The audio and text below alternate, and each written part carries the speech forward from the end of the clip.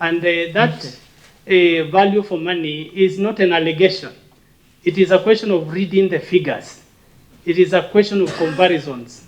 So if we were offering us this... Very much. I Chair, fully Chair, appreciate that. Chair. Can I Just a uh, minute, let her respond, then Can I come to you. Can I just mention that after the last meeting we had, Yeah. we were asked to meet with KPLC to negotiate an amendment to the PPA, yeah? And we actually made a proposal to KPLC. We only asked that KPLC pay the debt that it owes so that we can justify to the lenders, you know, we have third-party lenders who are dollars coming from outside the country into the country in order to fund each of these plants and each of the investments. In order for us to even be able to justify discussing a change in tariff, we have to show them that there's a consistent, reliable partner on the other side who's going to meet its obligations. Otherwise, there's no way we could receive approval. So we sat with KPLC, we made a proposal, we said, but please pay your debt. As I sit here today, the debt is $60 million from KPLC to Or Power 4. That puts us in a position where of being frozen. Part of the higher kilowatt hour price, which has increased over time, is because KPLC has been dispatching the plant. That makes the kilowatt hour price higher. It makes the per unit price higher.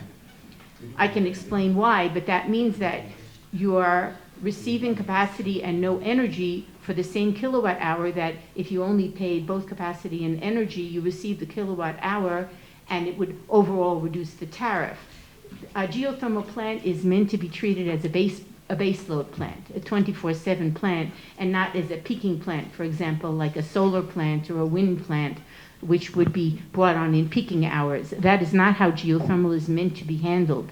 But in the past few years, that is not what KPLC has been doing, even to the extent where recently we've been dispatched by closing 100 megawatts. That drives the price up per kilowatt hour. That's why you hear high prices from my colleague. So there are many factors that are coming in out of our control, actually, that contribute to making that number higher. We would be more than happy to see KPLC pay its debt, to have an intelligent discussion with the KPLC PPA staff. We know that they are or we were told, they are the authorized folks to speak to and try to put together a better transaction for both parties, but that has not been enabled. So with really a heavy heart, I don't want to see a high tariff for the Kenyan public. On the contrary, I would like to see the Kenyan public enjoy a lower tariff. I do know we're not the highest IPP price, yet we're still willing to discuss. But we need to have a partner to discuss with, also with the willingness to meet its debt, or I can't get approval from the folks behind, or from the public, the shareholders. It's a public traded company. So please think about that. We're here to work together. We're not against you. We're with you. That's how we see it. We're more than happy to partner with you. But we do need support on the other side, and we need to have that willingness to understand these are major issues that we're facing. The risk of Kenya, happily, has come down, but not the way that people see KPLC. KPLC has been recently very undermined, and it's not been seen as a strong partner for purchase. Witness the high debt.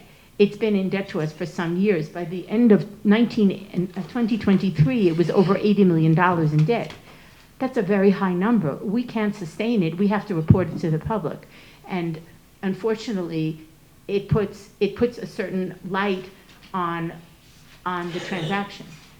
So if you could help us to correct those inequities, you know, I know you oversee the market, maybe you can help to support this so that we can help to support your mission also better. Thank you. Members to introduce themselves? Yes. You can start with your introduction. Thank you. Thank you, Chair. And my name is Mawade, MP Embakasi South Constituency, and a member of this committee. I just want to touch on the response that was given in regards to the reason why the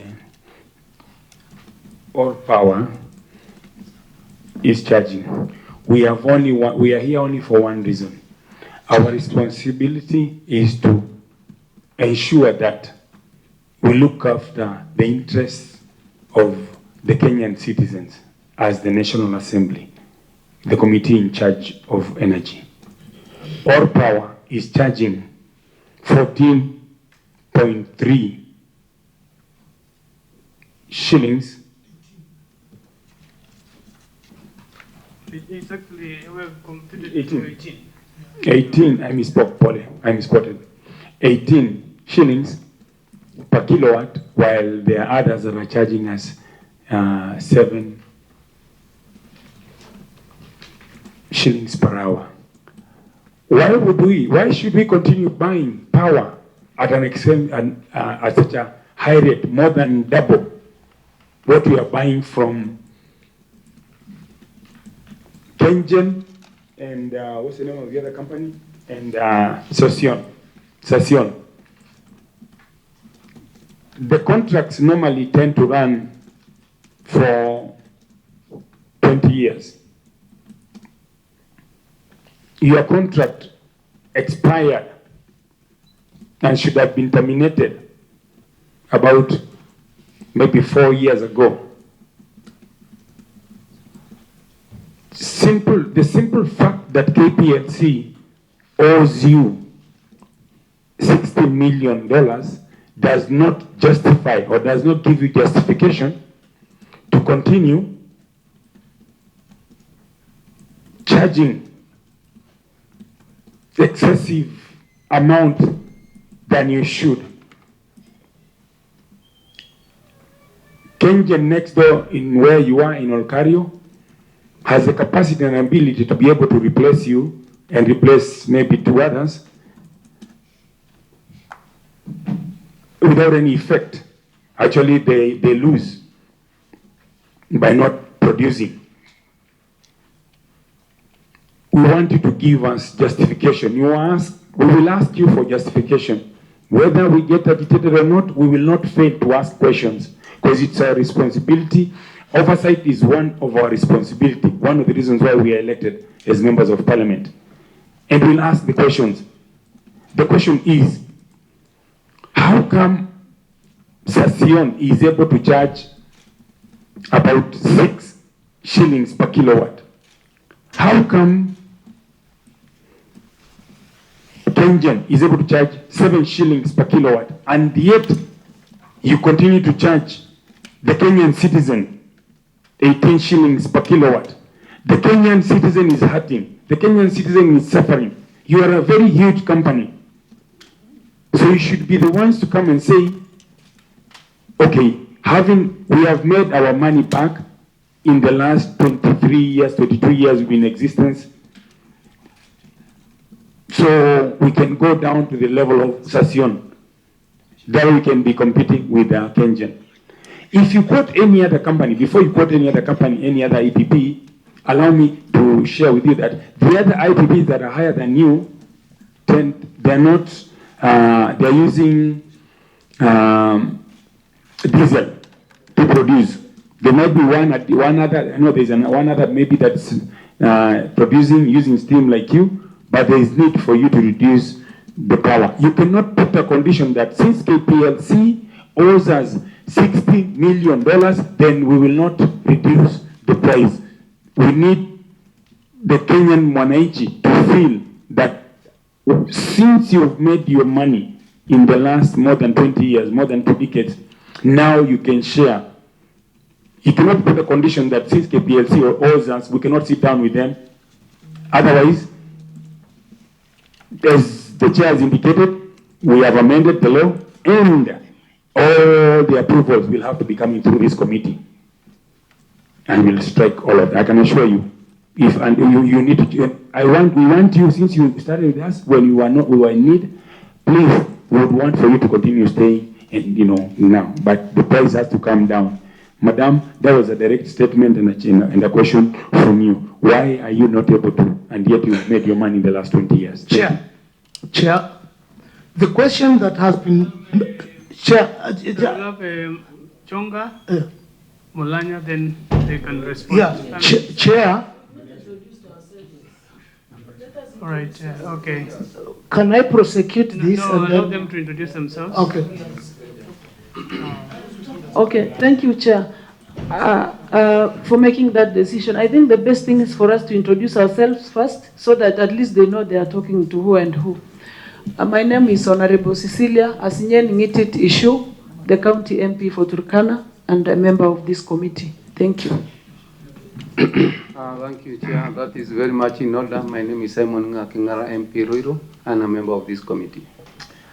And I am Barongo Badia, MP Bomachoge, Borabu, a member of the committee. Any other member who was not introduced? Commander Mwafrika, MP Roysambu, Nairobi County, a member of this committee. All right, so we go to Chonga, then Mulanya. Okay, Chair. The issue that has been raised by Honorable Mawathe is exactly what you raised, is exactly what I raised. But instead of Madam coming out with the justification as to why they are charging such tariff, she instead got agitated and went ahead giving us PR. To be very honest, I don't want to rule Madam as a hostile witness on this matter, but that is what she is becoming. Should we not get that justification, which every member here is interested to get, I think we are going to make our own report. We can release her and make our own report. But the demand that we are making is that justification for the high tariff. Everybody is complaining the same. And that is what we want to hear from you, Madam. Thank you. Thank you, Chair. Thank you, Chair. I just echo what my colleagues have said earlier. And the question that arises from my end comes from your statement when you are annoyed. You have told us that you are here courtesy of government invitation. This committee is people's representative. Those are the Kenyans who raised complaints that they are facing high bills. It's not the government that complained. That is your guest or the person who invited you. And even the member who raised this issue on the floor of the House is our colleague who is not a member of this committee. She's representing other Kenyans from that particular part of this country. So when you tell us that you are here courtesy of government invitation, you are not here to monkey. Those are the words you used. Nobody accused you that you are doing monkey business. I don't know if from the invitation, if there's anyone that you use that all power is doing monkey business, because she said that you people, your company is not here to monkey about. So what we want to know, is it that because our report, we have carried out an inquiry on why you people and others charge excessively or charge highly in terms of power production, leading to high power bills. Is it that because you are invited by government, you are entitled to charge the amount you are charging, while others are charging lower rates? Thank you, Chair.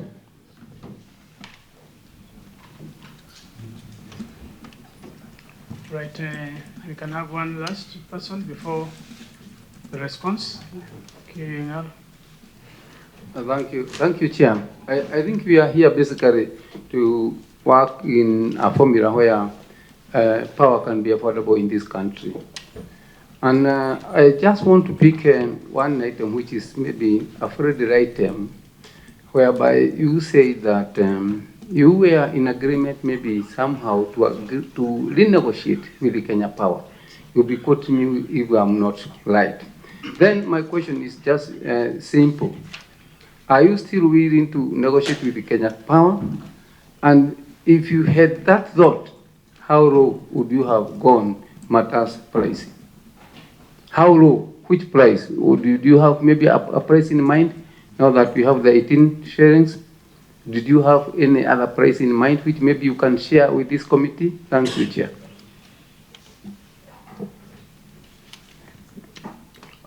there is still more interest. So, Yeah.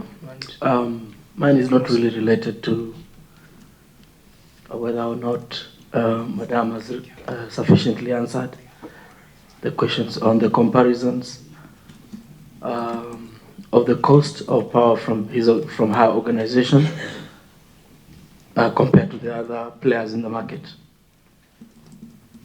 Honorable Mulanya has tried to bring out the fact that Madam got shortly lost her composure somehow, and made some references, even using the word monkey. I feel very uncomfortable considering the historical connotations associated with the word monkey between black people and white people. And I just want her to withdraw that particular word in that context so that my spirit will be at peace. First of all, I withdraw that word, and my profuse apologies, and truly no harm intended. I only wanted to say that this is a company that works exactly according to the rules and according to all regulations, law in all countries to which we're subject, and my true apologies if anybody's feelings were personally hurt. Certainly not our intention. Certainly not. Apologies. I don't have a spreadsheet in front of me to tell you each element of cost for creating a power plant and maintaining a power plant, but I can speak generally to what the elements are of what goes into building and maintaining a power plant. First of all, it's engineering, to plan, and to plan according to a specific resource in a geothermal world. Of course, to investigate the field, to maintain the resource and the field, to drill wells of different types, make-up wells, injection wells, production wells, some of which continue over time, or some of which fail over time and have to be closed up, and then reinvestment is required. Of course, plant technology is to create the power generating equipment. This is a particular technology which is a closed cycle technology, these plants, which means that the exhumed geothermal steam is re-injected into the earth in order to create an environmentally safe and clean plant. It doesn't exhume the re-injected steam back into the air.